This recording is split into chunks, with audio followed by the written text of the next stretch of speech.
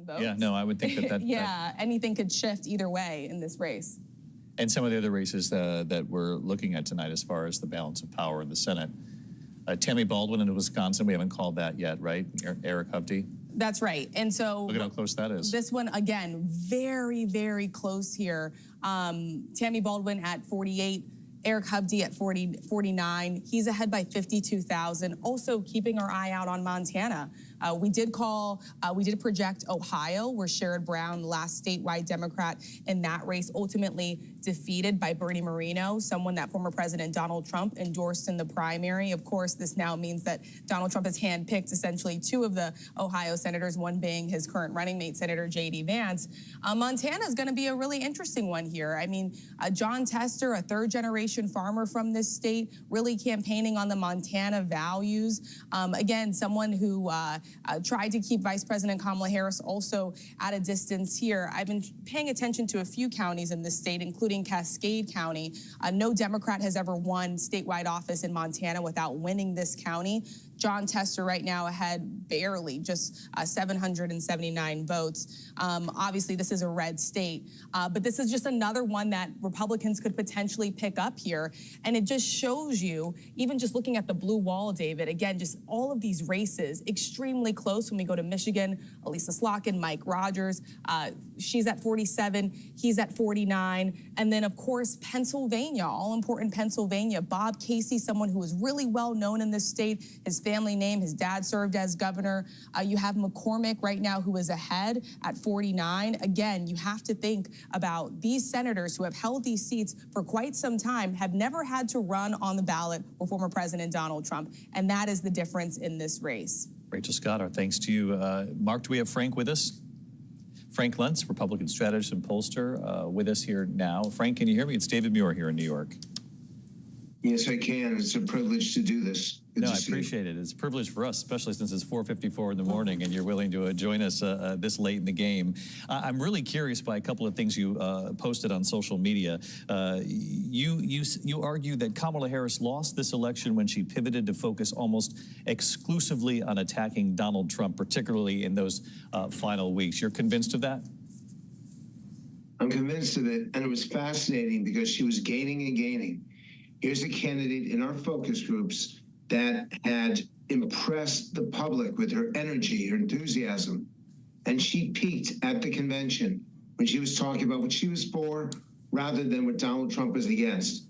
And all that changed in the last 6 weeks. And I did this wrong. I concluded that Trump did so badly in the debate that there would be no way that he could challenge her. And I acknowledge it because the public has the right to know the truth, and we have the responsibility to tell them the truth. And the fact is that the debate this time mattered less. And in the end, when she turned on Trump, started to call him a fascist, started to use her most vicious terminology for him, is when she started to fall. And the fact is, this race was winnable for her, that she could have done it based on what she would have done in the first day, the first week, the first month, the first year. But she never communicated that, at least to the level that the public wanted her to do so. And in the end, they chose the candidate they didn't like but agreed with on affordability and security against the candidate who they liked, Vice President Harris. That's really interesting. So let me just drill down on that. You did focus groups right up until the very end, and your conclusion is they didn't like him, but they didn't. Really, we have a lot more to discuss. We have a lot more special coverage of the 2024 election as former President Trump closes in on the White House. Stay with us. Kristen Welker hosts Meet the Press every Sunday on NBC.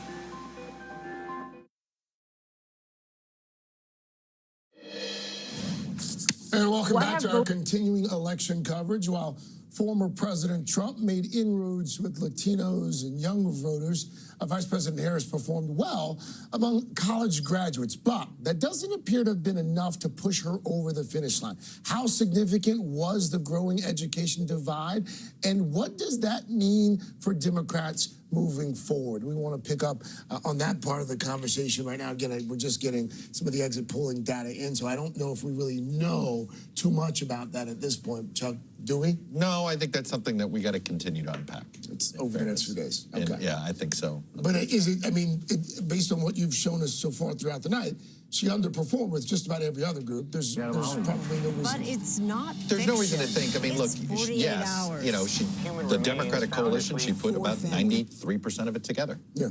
You know, I mean, we are drawing these broad conclusions.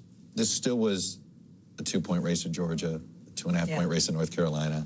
It's going to be about a 1.5-point race in Pennsylvania, a 1-point race. I mean, we are going to sit here and look. It's going to be the biggest margin Trump has had. Yeah. Right. Okay, It's compared not to a 16. blowout. It is not. So it is going to be one of those things where I'm already sensing the Democrats are reacting to this the way they reacted to their 88 defeat.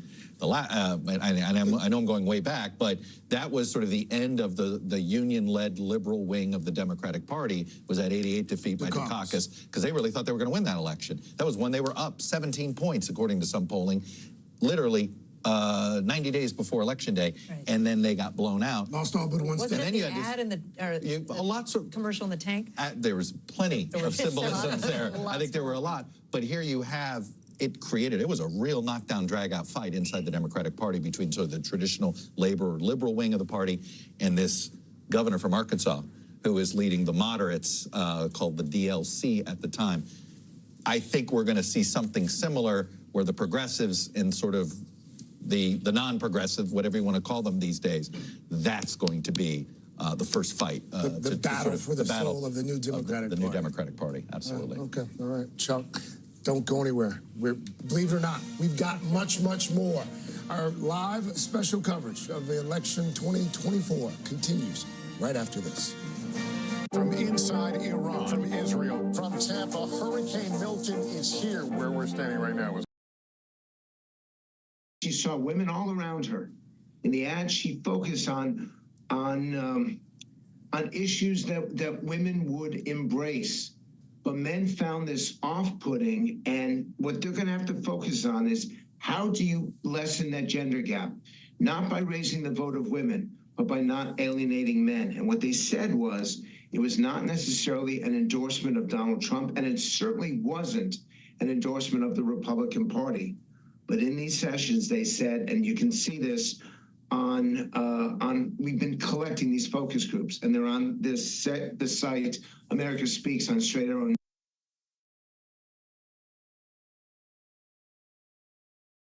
12 hours watching the race to 270 Wisconsin as leaning Republican.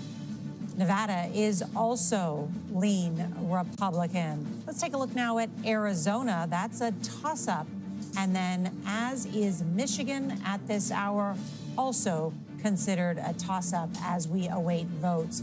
Earlier this morning, Donald Trump came out to address supporters in West Palm Beach and claimed victory.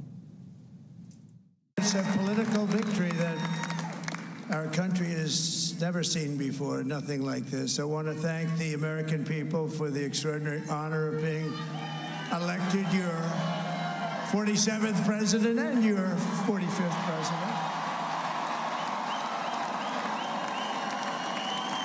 And every citizen, I will fight for you, for your family, and your future. Every single day, I will be fighting for you, and with every breath in my body, I will not rest until we have delivered the strong, safe, and prosperous America that our children deserve and that you deserve. This will truly be the golden age of America. That's what we have to have. Donald Trump today promising to fix it and usher in a golden age of America. Let's head over to Major Garrett, who is at the data desk. And Major, let's dive into these numbers about why we haven't been able to call some of these remaining battleground states. Sure, let's go to Michigan, all right? What's outstanding? Well, we've got vote in Wayne County, Oakland County, Kalamazoo, a little bit in Kent County, Grand Rapids.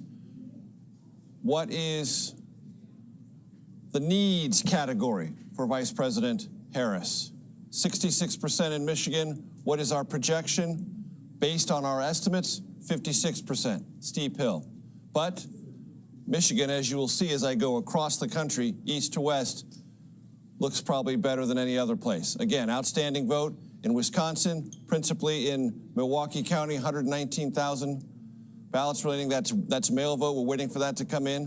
What is the needs quotient for the Vice President? 82%. What's our projection? 70%. Steep hill to climb. Let's go out to Nevada. We have 93% of the vote in. Where is it outstanding? Well, a little bit here in Clark County, a little bit in Washoe County. What are the needs? 67%. What is our estimate? 36%. Wow, that is the steepest hill so far. Let's go to Arizona. That's where things look with 55% of the vote in. Most of it still outstanding in Maricopa and Pima County. That's not a surprise. But what is the needs quotient? 52%. Where's the Vice President? 50%. So Arizona, of the four, looks the best. I mentioned Michigan, possibly. No, it's Arizona. But in all four states, looking at the needs, looking at the outstanding vote, and our estimates, there is no place other than Arizona where you could say there is a statistical probability that is more reasonable than not of a Harris victory. Michigan, Wisconsin, Nevada, the hill is incredibly steep to climb. And Nora, as we were just talking here, Major was just laying out for us Michigan. I was texting with a Democratic lawmaker who said the issue of the Middle East was just so decisive in this key swing state that has such a large, not just Arab, but Muslim population. Also an issue that resonated, surprisingly so, for some Democrats among not just progressives, but on college campuses, but specifically in the state of Michigan, thinks that was decisive. This lawmaker also texting me this was a colossal failure of an election for the Democratic Party because of the Middle East and the economy. The party needs a complete rebuild. Because of the decisiveness of this loss and winnability of the race, shows a total lack of vision, boldness, and a cautious anti-Trump bashing campaign. Big mistakes. Democrats already really, flogging themselves for the loss that they seem to be headed for this evening. And we knew that because many of the critics in Dearborn, which has the largest Arab American population for any city in America, we saw the local paper did not endorse, came out against, and has been highly critical of the Biden-Harris administration. And so a number of those what were reliably Democratic voters sat on their hands in this. Right, and not just to condemn the Biden administration unequivocal support for Israel, but to say to Joe Biden and then Kamala Harris, come visit us, come hear us, consider a change to policy. Ed's shaking his head because you spent time out there. And there were they would not do it in our interviews. And feared being booed should they go. And the way that she would react to it is what really grated a lot of those guys in Michigan that we spoke to. That she'd be like, excuse me, I'm speaking here, and I don't, of course I went in that war, but I want to talk about this. Just that added up too much. And there was a real desire to hear her out and to meet with her and to think that they could get around to supporting her. And ultimately, especially in the last 2 weeks, they just said, there's no way. Because she was perceived as having more empathy towards the humanitarian situation there of the United Nations. We know she'd been the one telling the catastrophic president to talk about there. it. Yeah. Right, and President Biden didn't talk about it for so long, didn't talk about the civilian casualties, partly because of what the chessboard he was dealing with here, trying to goad a right-wing, reluctant Israeli leader towards reining him in, the bear hug of a strategy. Again, we're coming back to national security impacting domestic. That just, if she had, and this will be one of those things in autopsy, talked more about it, would it have made any difference? I don't know. I can't imagine. I mean, if Donald Trump wins every battleground state and is doing, and women aren't turning out for Harris and union voters aren't turning out for Harris. What about college kids? And college kids, women are fine, but Trump is doing much better with young college men. None of that has to do with Michigan. I mean, what'll be interesting, with Dearborn or the issue of Gaza and Israel, some of the problem is she was stuck with being a part of an incumbent administration that has to handle making big decisions about foreign policy. And could she really have done anything to get to a position where she would have been somehow able to appeal to those voters and not mess up the Biden foreign policy? It's probably impossible. No, but that's what the dance they do in the campaign. Exactly. You're talking about dropping into restaurants and buying sandwiches. I mean, it's But you don't it's lose all 7 battleground states because you dropped into a restaurant. I mean, there are bigger problems here. We spent a lot of time talking about Puerto Rico and Pennsylvania, I'm just going to say, in terms of slivers of electorates When you talk in about certain states. And they can be But decisive. it didn't matter. Well, that's my point, though, that, like, she spent a lot of time doing things and courting very small slivers. This was a sliver she did not. You could argue either way, but it was a choice, and it was alienating. None of those choices are what's contributing to the loss here. I think I will tell those Democratic lawmakers that. But those are the texts well, obviously, I'm getting. I mean, Democratic lawmakers are going to take every one of these small things that represent their constituencies and say, this is the reason you lost, because it makes them the kingmaker of the next chapter of the Democratic Party. But these are bigger problems than small individual But it was for progressive Democrats and young progressive Democrats. I think you guys are in agreement in many ways on these issues, and probably the main one, as we've discussed tonight, is that Americans believe that Donald Trump is better on the economy than Kamala Harris. And Kamala Harris never made a cohesive argument to convince voters that she's the better choice. And the argument that Trump and Republicans kept making was, if that's such a good idea of yours that you're sharing with us, why weren't you implementing it over the last 4 years? Pretty effective argument. If you want to look for a batch of Democrats who overperformed tonight, who did better than their districts would have otherwise indicated and better than the rest of the Democrats this cycle, were the first group of Democrats who recommended Joe Biden drop out publicly. Really? Put out statements saying he needs to leave this race after the debate performance. I can go down to a couple of the battleground congressional races, and the Democrats who did that didn't just win. They won by nearly or into double digits. Go to Minnesota, suburban Minneapolis. Angie Craig was among the first to say Joe Biden needs to stand down, and I'm going to make a public statement. She won big in Minnesota, where Vice President Harris had a smaller margin, likely, than Joe Biden. New York's 18th district, which is about an hour and a half north of New York City. Pat Ryan, the military veteran, said publicly, among the first, Joe Biden needs to stand down. Pat Ryan blew out the opposition in what was supposed to be one of the closest races in New York. There's also a sense of disbelief inside the Biden White House. Think about this. People have forgotten. In 2021, when he comes into office, President Biden pushes forward $1 trillion American Rescue Plan, over $1 trillion. Then he passes an infrastructure plan, over $1 trillion. And there was a belief inside the Biden administration, across all the high command, that they would get credit politically in 2022 and 2024 for massive spending they believed was at the same level as Franklin Delano Roosevelt. But what has surprised all of them, or most of them at least, is that come 2024, most voters have seemingly forgotten. When I interviewed President Biden, he said one of his biggest mistakes was not putting up signs that said, Joe did this. Well, because it wasn't being done yet, though. That was part of it. That's the problem, is that the spending people associated with the high prices. And that's, he couldn't claim credit for the thing that they would say, yeah, and that's why my eggs are $11, even though they have no relationship. That was nevertheless, he couldn't get on the other side of it. Also, by the way, there's never been a modern campaign I can think of that was able to change the numbers on the economy when they were bad. No matter how great an orator you were, it can't be done. And so that's a challenge for a campaign. But he also told the president, not Vice President Harris, but the president told the public it was transitory, that it was going to go away quickly, gave them the impression of that, right?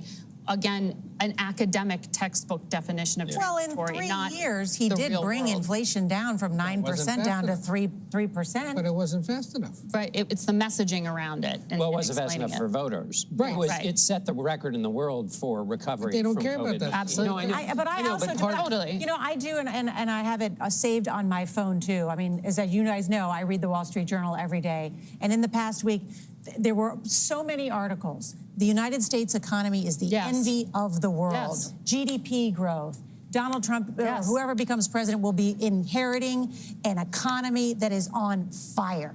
it is roaring. It is awesome. Yes. And while some people may not feel it just yet, it is a great economy and it is the envy of the world. But yes, but that's not the argument that Trump is making. It's your jobs are going away in Western Pennsylvania because they want to restrict the energy industry. You know, it wasn't, we are the dominant economy in the world.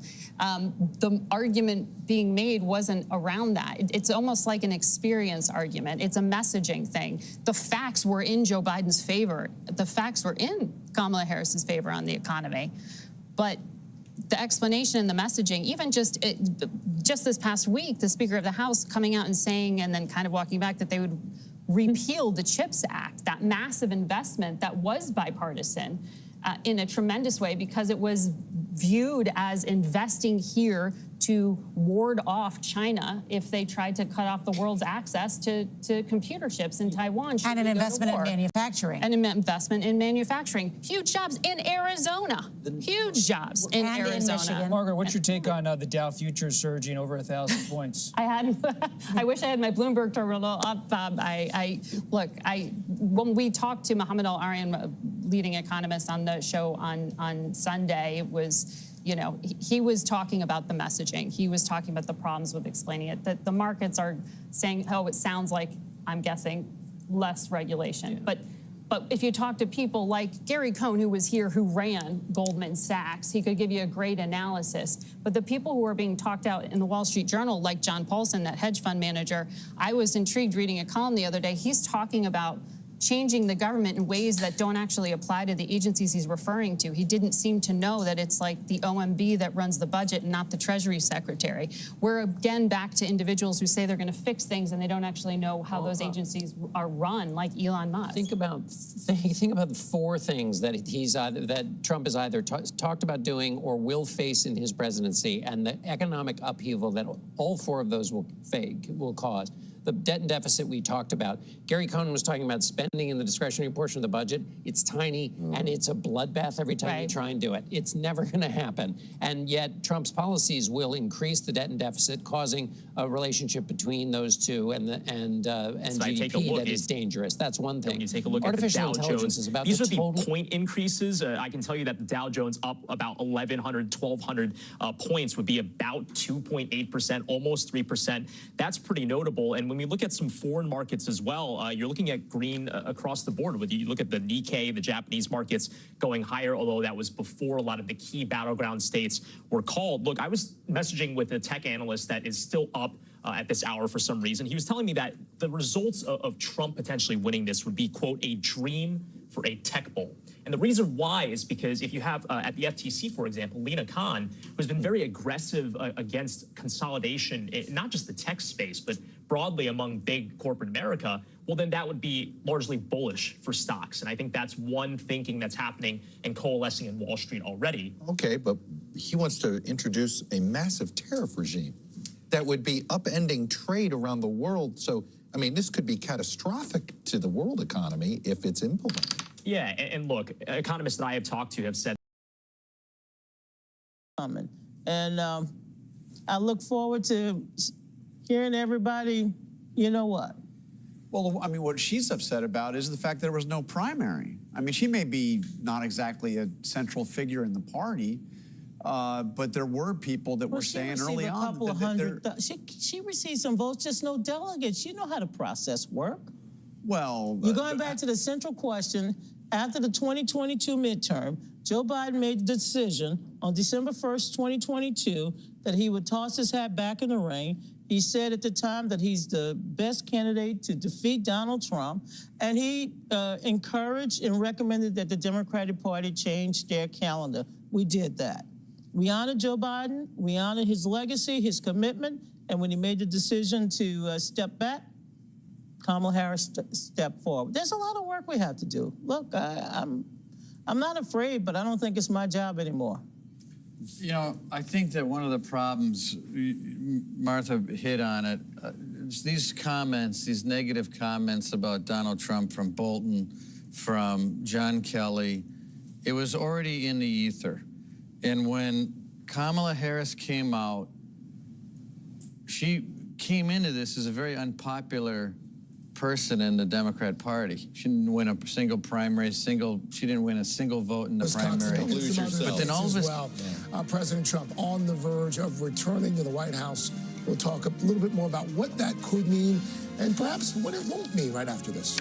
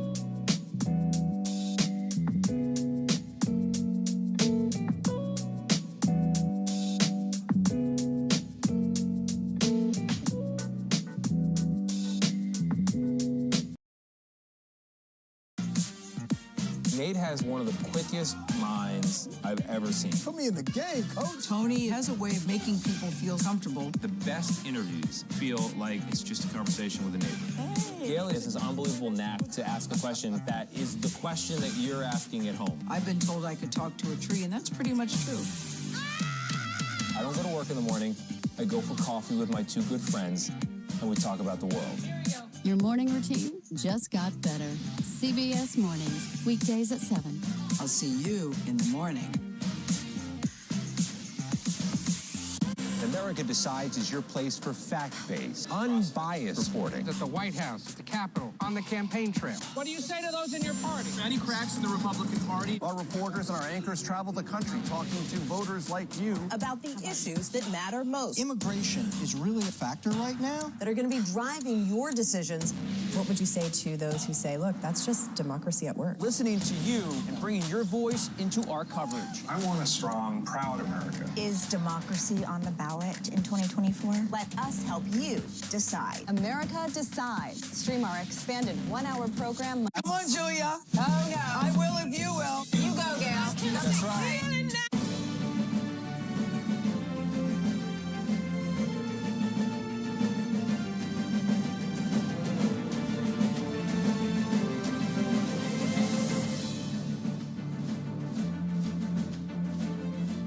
Welcome back to CBS News Election 2024, and good morning.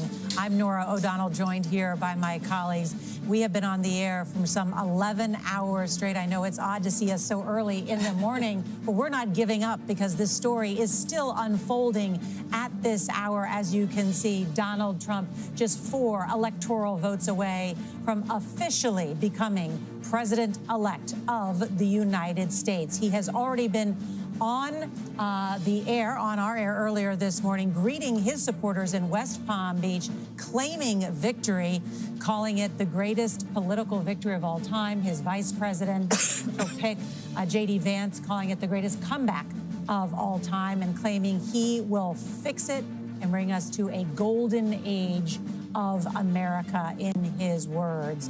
We have not yet declared Donald Trump the president-elect because there are votes still coming in. The counting continues in 4 battleground states. Let's take a closer look.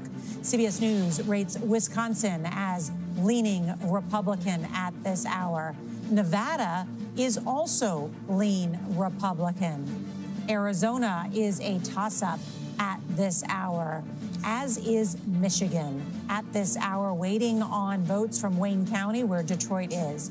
CBS News is projecting Republicans will gain control of the United States Senate. So if President Trump wins tonight, officially declared as is expected, he will have a Senate in Republican hands that will help deliver his domestic and foreign policy agenda. Let's bring in John Dickerson, our chief political analyst. And John, what has fueled Donald Trump's strong surge tonight?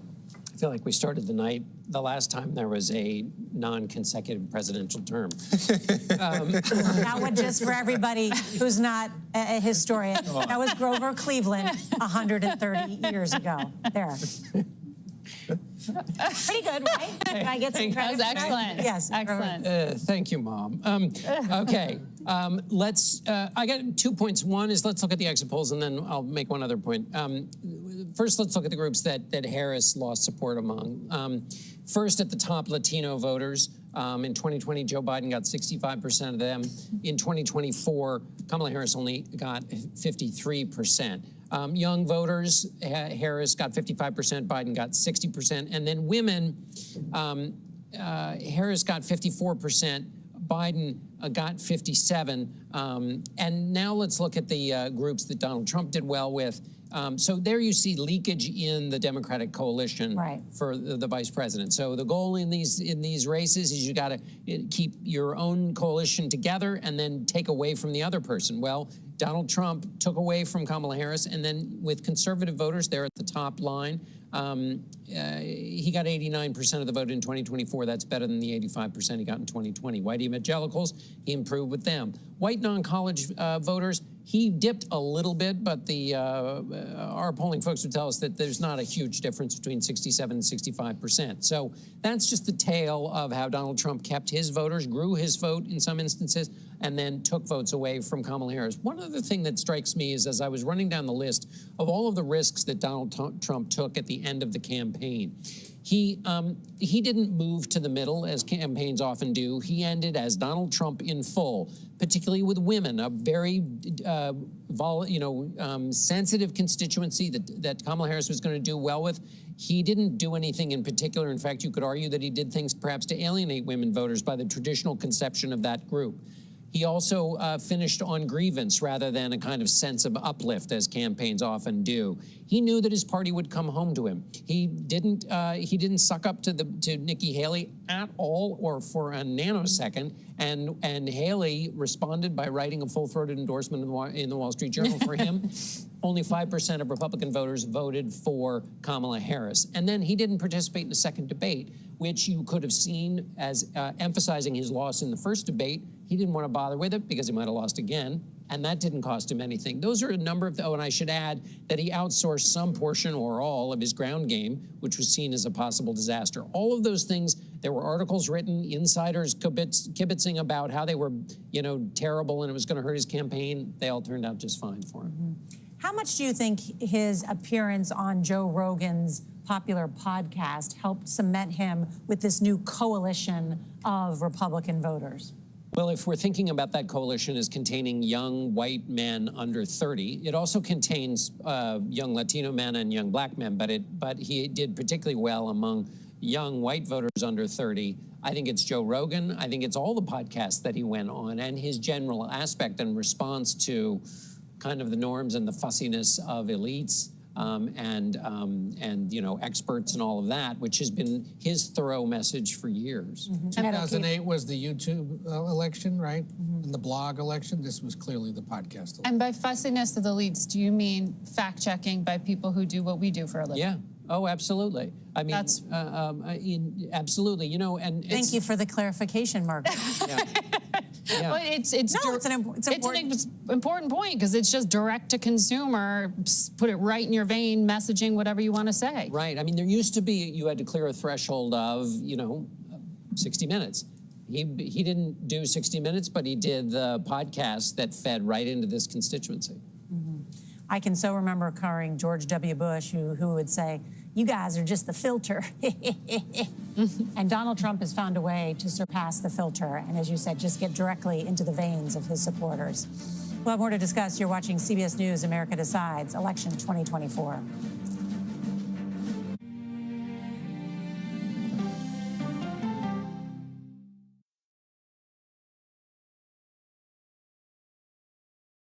Okay, so let's just start at the beginning. Well, let me start with this. What is at stake here? What is the answer then? Do you know why? You want me to just keep going? Is that a good thing or a bad thing? Were there death threats? How is this possible? What's wrong with that argument? Are you saying they lied? Have you told the government that? Why won't you say the word crisis? You're not answering my question. Is that scary? Does that make sense? What do you mean? What does that mean? Did any of that make sense? What's your response? What happened? Why? It's time for the CBS News Original 60 Minutes, Sunday on CBS and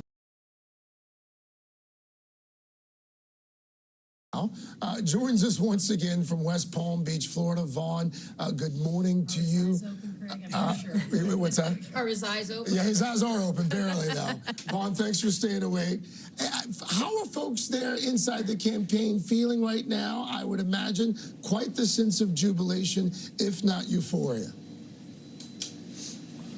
Right. It looks like the eyes are going to have to be open likely for a few more years here based on how the data is coming in.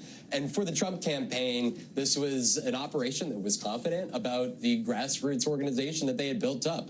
Let's be very frank. The RNC and the Trump campaign, I was told by a key battleground source that was working with them that they had only put about half the resources towards the ground operation and turnout than they did in the 2020 campaign. And yet they believed that there was a grassroots organization of volunteers, but also a surge of support among voters of color from Arizona, Nevada, up to Wisconsin and Michigan and Georgia. And the data right now, it is showing exactly what they believed would happen, that they would also be able to juice their turnout of MAGA faithful who didn't even vote for Donald Trump in 2020, but were new voters in 2024. And that's exactly what happened. And I was talking with the source that just left a few moments ago from that convention center in West Palm, where Donald Trump, the former president, delivered those remarks. And that source telling me that they plan on having another Trump rally, quote, soon. So for the next 2 months, if Donald Trump does, in fact, win this presidential race here, there's going to be a transition effort operating out of West Palm Beach here in which Donald Trump is going to be looking toward building a cabinet and an administration, one that he wants to ensure is loyal to him, full of individuals who he has vetted and knows on a personal level, unlike what he did back in January of 2017. And so these next 2 months will be an intense period of time, and to the extent that Donald Trump builds out this cabinet. Guys? All right, Vaughn heard for us there in the West Palm. It was a good night for the Trump campaign. You would Certainly would have thought they could have kept the lights on for Vaughn, though. Taking a nap. Don't go anywhere. Our special live.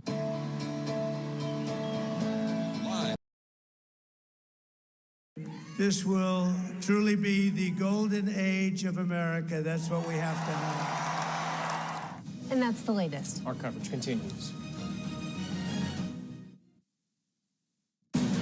Your voice, your vote. The race for the White House. Election night 2024. To our coverage, because our data desk is analyzing the remaining votes, and we are waiting for a vote count that could put Donald Trump over the top to make him the second man to serve non-consecutive terms. That's right, Donald Trump is on the verge of victory with swing state wins across several of these battleground states, enough of them to bring him to 270 electoral votes. You can see the tally right there on the screen with Kamala Harris at 218. Let's tick through these 4 battlegrounds. Those are the states you see in white. CBS News rates Wisconsin as leaning Republican.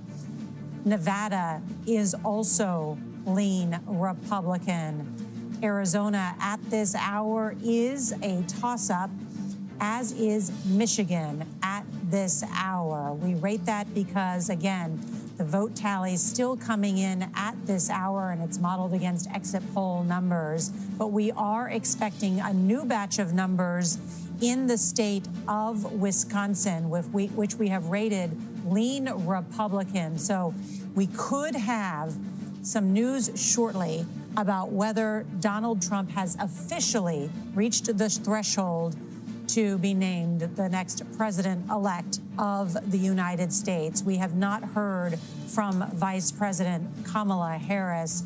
Her campaign co-chair spoke to supporters saying go home for the night.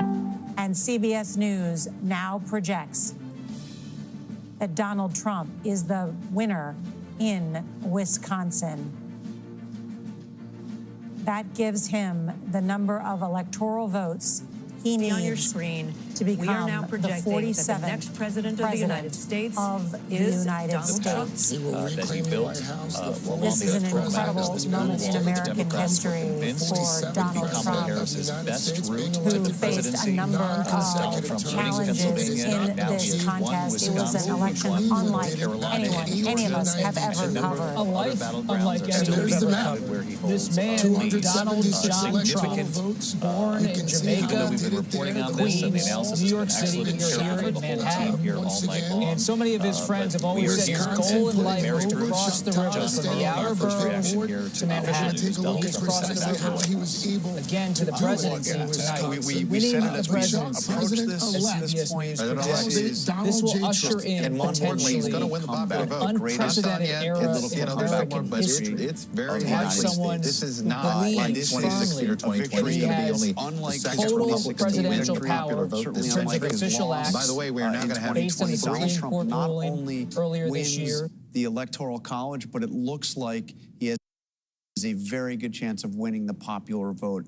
He comes back to the White House, rising like a phoenix from the ashes after having left in disgrace, twice impeached, facing multiple indictments, convictions here in New York, and he captures the White House in a way that he didn't even do the first time, and with the strength of a significant majority in the United States Senate as well. Mary Bruce, you cover the White House, and you know part of the calculation for so long, President Biden believed that he was best positioned to keep Donald Trump from returning to the White House, ultimately deciding after that debate performance in June that he needed to step aside. He quickly endorsed Vice President Kamala Harris. There's going to be a lot of discussion, obviously, in so many Democratic circles right there in the White House about the timing, the decision, when the decision was made, the fact that they didn't do a primary or some version of a primary. If there and Trump was gained a better little way bit for in Democrats all of his red counties. And you go along the lake here, and he gained a little bit. In fact,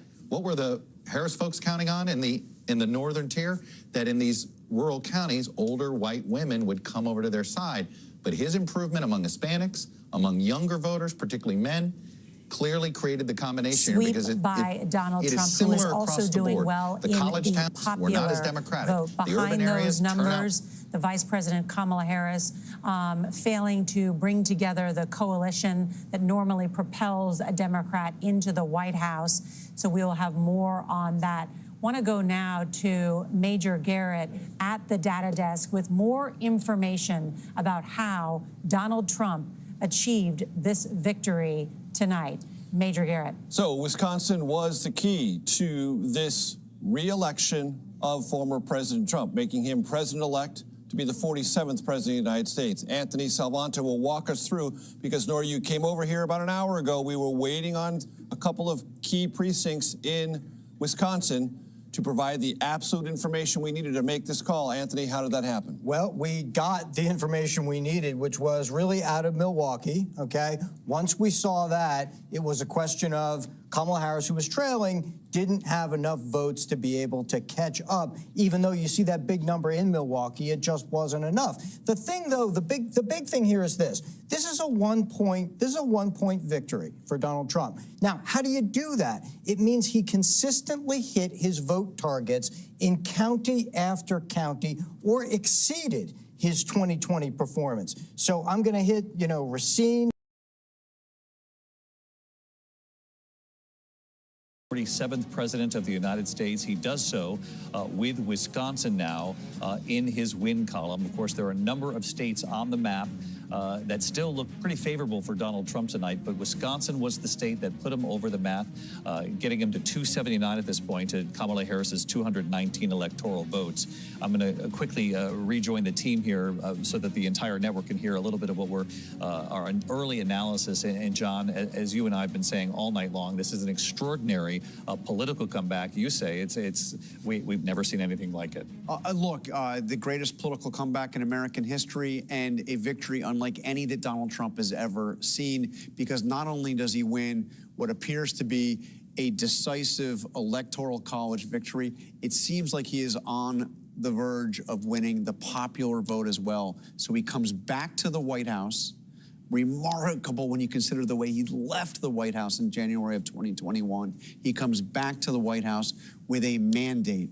The majority of the American people, it seems, ultimately, when all the votes are counted, will be saying they want Donald Trump to be president. Now, that said, David, he faces the challenge of uniting a deeply divided country. And the nearly half the country that voted against him, many of them see him as not somebody that they simply didn't want in the White House, but see him as a threat. So now the question is, how does he convince those people that he can be a president for all Americans, including those who didn't vote for him? One of the central questions moving forward, you're absolutely right, John. One of the questions in looking back, and there will be many of them, come for this White House. Mary Bruce, you've covered the White House now, the Biden-Harris administration. A lot of people are going to be looking to President Biden. His decision to bow out after that horrible debate performance in June, whether or not that was a decision that should have been made earlier, that would have perhaps given the Democratic Party more time to do some sort of primary, or would have given Kamala Harris more time. However it turned out, or whoever the Democratic Party chose or people voted for, perhaps that would have given them more than 107 days, which is all she had to introduce herself as a candidate at the top of the ticket.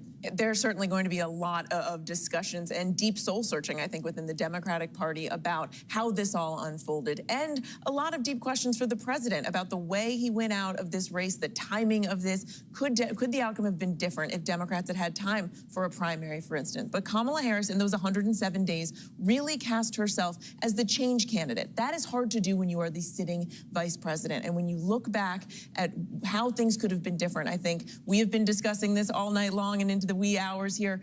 The fact that she wasn't able to really differentiate herself enough from the president to say to Americans who are suffering economically that what she would do differently, and to really put a fine point on that, I think it is going to go down as one of the biggest errors in this campaign. And will define the Biden presidency to a large part. Yes. And President Biden, for the longest time, thought he was best positioned to keep Donald Trump returning to the White House. That's a calculation they'll all have to look back on. Lindsay Davis, I want to bring you in here on the projection.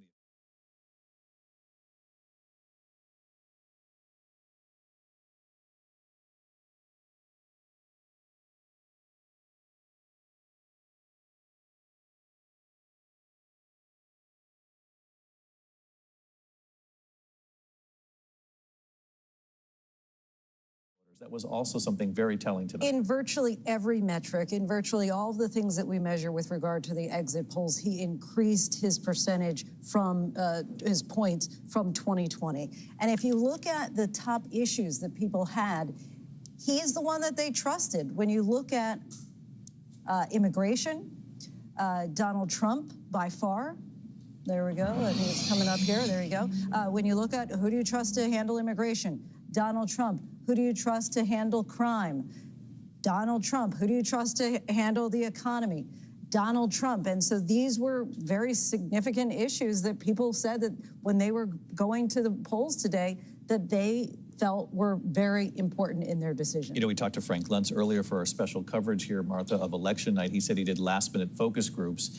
Many of them had favorable things to say about Kamala Harris in the focus groups, but they said they didn't know enough about her, didn't trust her on the key issues, and many of them didn't like Donald Trump, but still trusted him more on the economy and on border security. And that's what I've found talking to voters over the last year and over the last few months when Kamala Harris has been in the race, that they didn't really know her.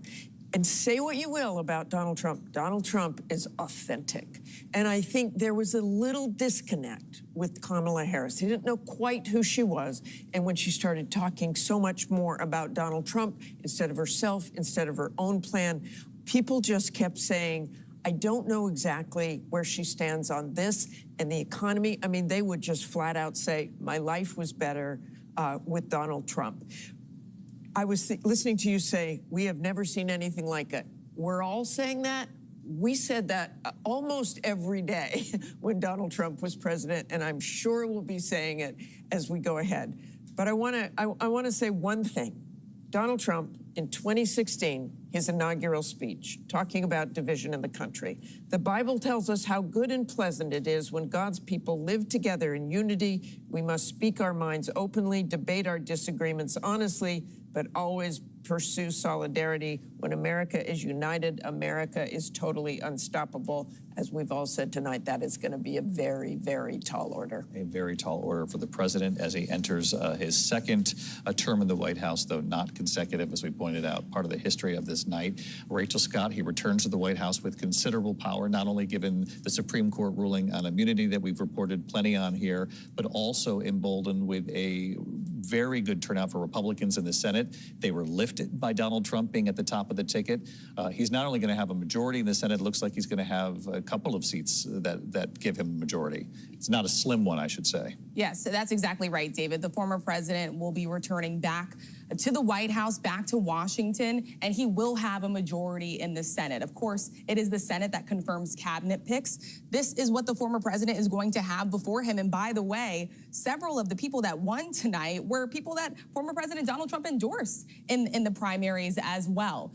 David, this has been a remarkable campaign, unlike any other in American history. I've been covering Donald Trump now for 591 days since his very first rally of this campaign cycle in Waco, Texas, a twice impeached former president of the United States who at one point during this campaign was spending more time in a courtroom than out on the campaign trail. He ran this race his own way. He didn't even participate in any of the primary debates. Republicans rallying behind the former president and voters too. And all I can think about tonight is how the former president continued to start his rallies, asking his voters, his supporters, if they're better off now than they were 4 years ago. The question now for Donald Trump is how he's going to unite this nation. Thank you, Rachel. And I guess as we always knew that half the country would not be happy with the result, the other half would be pleased, and both sort of portrayed it as a real threat to the country, the other side. But one of the things that I think that everyone can sort of agree on tonight, if we're looking for consensus for people at home, and this would take it back to Pierre and Aaron, because we had a fairly safe election day. Actually, election day that was quite safe, quite successful. There were a lot of safeguards in place, and we got through it just fine, Pierre. Indeed, David. The key here there were some issues that popped up with bomb threats, but the American public resilient. They went out and voted. Law enforcement said these were all hoaxes. Don't worry about it, move ahead. But it was interesting that they did believe that in several states, including Wisconsin and Georgia, that Russia was involved in putting forth some of these hoax bomb threats. But Pierre, David, this has to be a triumph of safety and security over deep skepticism about the integrity of the vote and a lot of disinformation. And David, I would add one thing.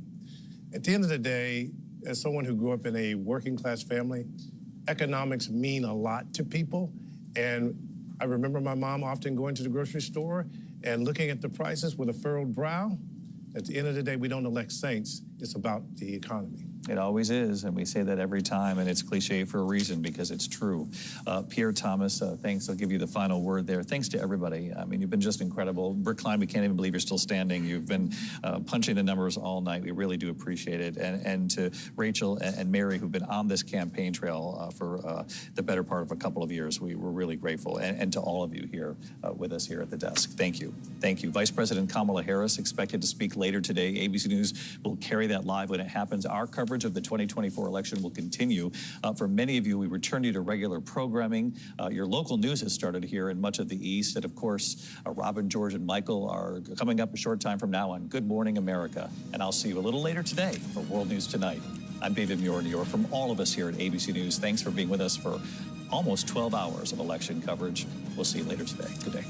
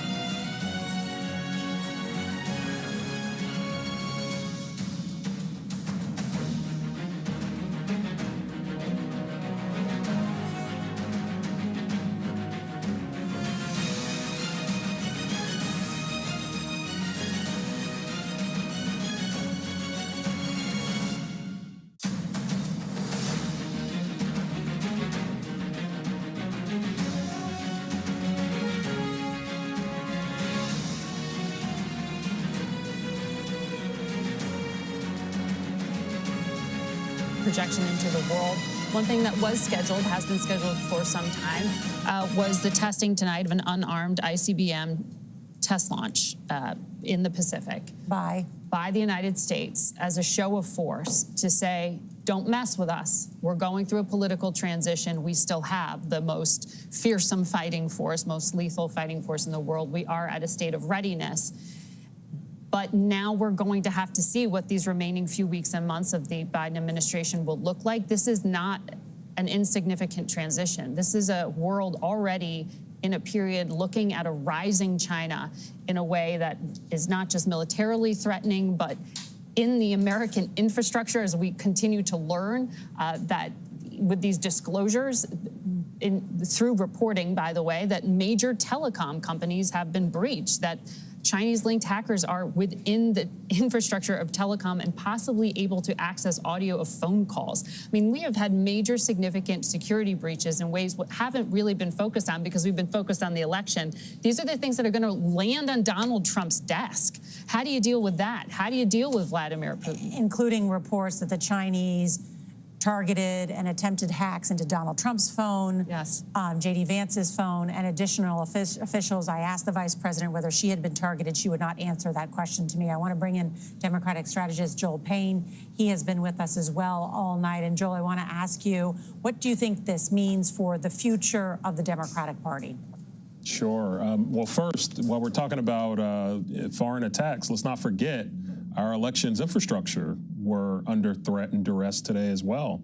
The FBI talked about all the attempted interventions that Russian state actors tried to make in places like Georgia, and I think that's worth bringing up as well. But just talking about the future of the Democrat Party, you know, I was recently talking to an elected official in the state of Wisconsin. Actually, Leslie and I did on our podcast, Crosstalk Politics, and he foreshadowed kind of the fall off that we saw in the state of Wisconsin with black voters.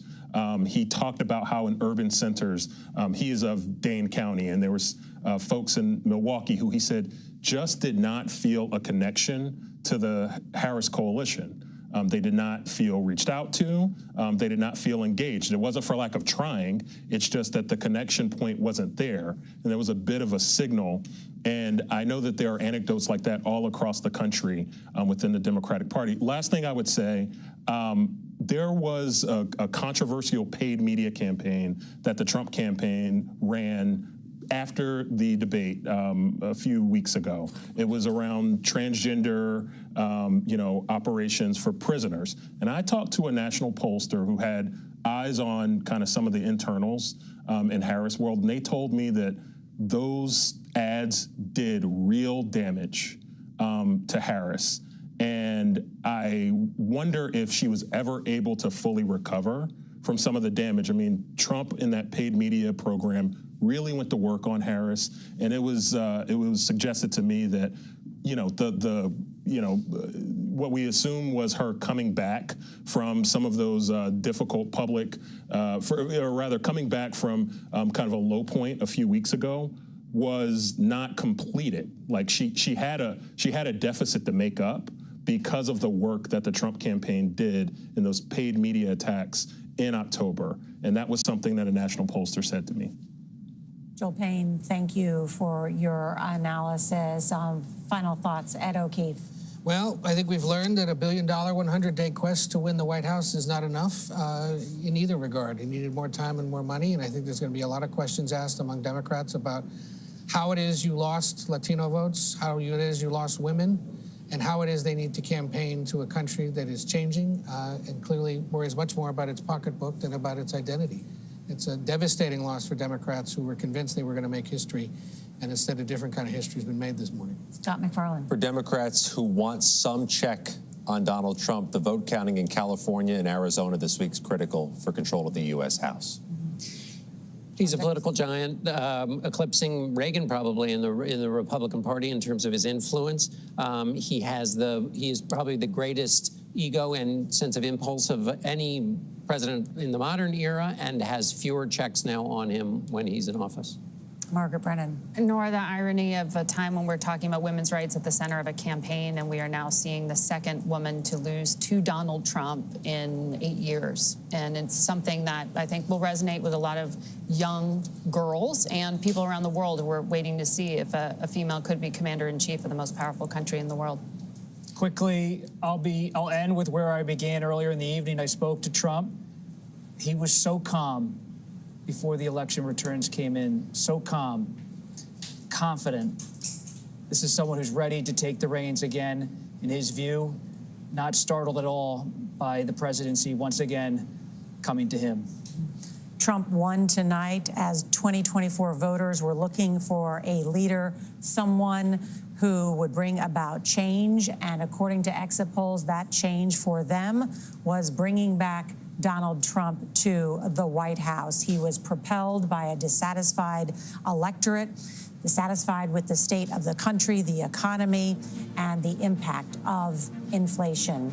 So an incredibly tight campaign ending with a big night for the Republican Party, a night that was expected to last 4 days, instead ends in a victory at daybreak for Donald Trump.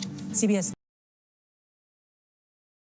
To work with, there's no limit to what he could possibly accomplish. And it's also important to keep in mind that there are a lot of these members, particularly the House of Representatives. I think of Congressman Matt Gaetz, for instance, of Florida, who had a dust-up with the former speaker, was almost thought to be an outsider. He's now going to be very much on the inside, a direct line to the president. So there's going to be Marjorie Taylor Greene. Marjorie Taylor Greene is another one. So there are going to be a lot of members of Congress who have bet on Donald Trump, who are going to see that bet pay off as a result of what we saw here tonight. And I'm struck by, in the Democratic Party, there will be people like Gretchen Whitmer and Josh Shapiro and Gavin Newsom, who will be thinking, okay, he has one term, meaning Mr. Trump has one term. Time to prepare for a presidential. Prepare for the next, and how to define the party. And Tim Walz goes back to Minnesota as the sitting governor. Whither Kamala Harris? What happens to her?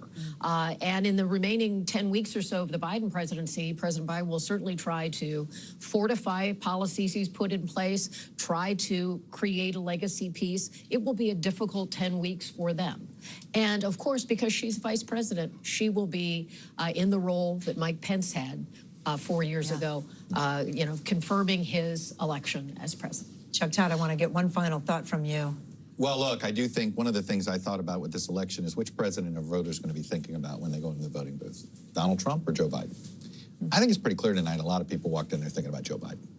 And Kamala Harris was trying to get them to think about Donald Trump. She wanted this to be a referendum on Donald Trump. And when you look at this, his 40% job rating, people's state of the economy, and how nearly half of voters thought they were falling behind, that's to me, they were thinking about Joe Biden. One other thing about Kamala Harris, I actually had a conversation with a well-known Democrat yesterday, and I was asking the what if, and they said, well, if she chose to run for governor, which is an open, Gavin Newsom is term limited, governor of California, this person thought that she'd be very difficult to.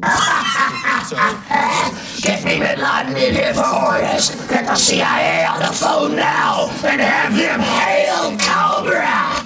And I don't think people blame her. I do think the party's going to blame Biden. She's only 60 years old as well. In politics, that's super young. Very young. That's teenage-like, yes. Thank you all so much. And thank you for watching our NBC News special coverage of the 2024 election. Don't go anywhere. Coverage continues with a special edition of the Today Show. That is coming up next. I'm Kate Snow in New York. For all my friends here with me on this overnight shift, thanks for watching.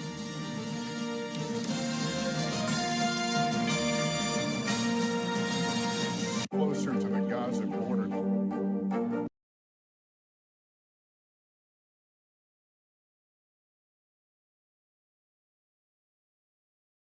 Topic, and there are very real fears that a change in U.S. support will lead to one of two things: Russian firepower, overrunning Ukraine, or a deal that would favor Vladimir Putin. So while the respective campaigns, of course, are focused on domestic issues, really the world is waiting and watching for who exactly they will be dealing with in the White House.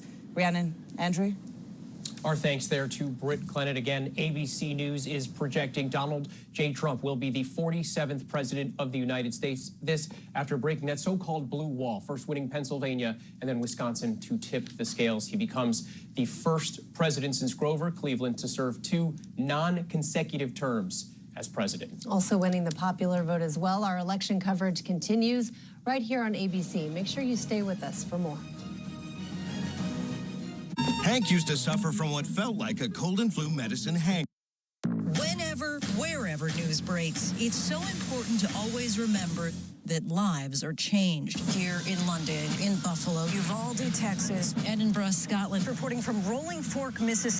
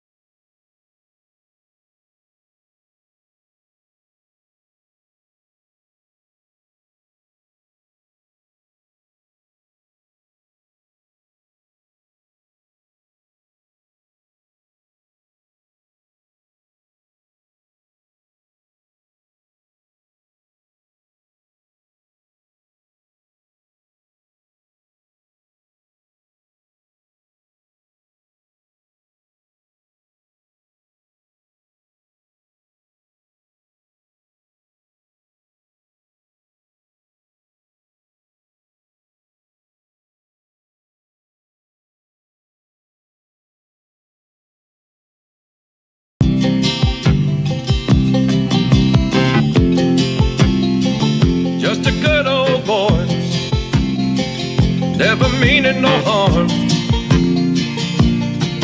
Beats all you never saw, been in trouble with the law since the day they was born.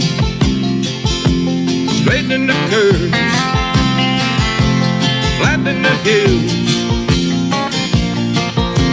Someday the mountain might get 'em, but the law never will. Making their way the only way they know how. That's just a little bit more than the law will allow. Just a good old boy, they wouldn't change if they could. Fighting the system like a true modern day Robin Hood.